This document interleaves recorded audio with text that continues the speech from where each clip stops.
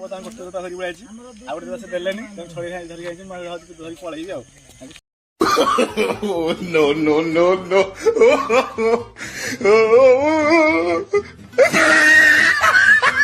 Hello guys finally मु स्वागत करछि आपन आउ एक न्यू ब्लॉग को।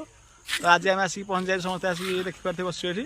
तो आज हमर गोटे पार्सल आछि नीलकंठ सागर गोटे पार्सल आछि गोटे जोता हाले चलंतु आगु खोली देखा किन अछि पार्सल भितर आ। तो नीलकंठ खोलंतु खोलंतु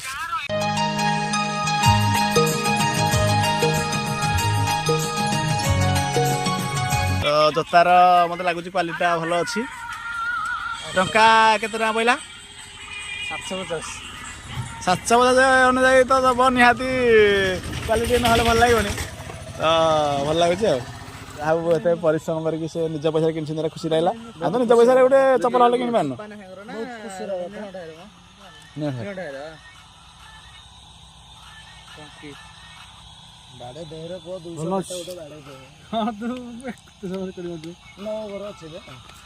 तो जोताटा को आज पोह दिया ना कौन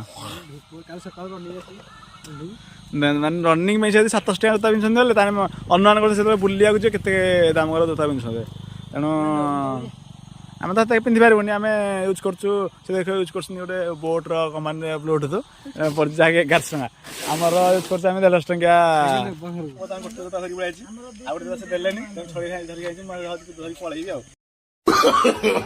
No, no, no, no.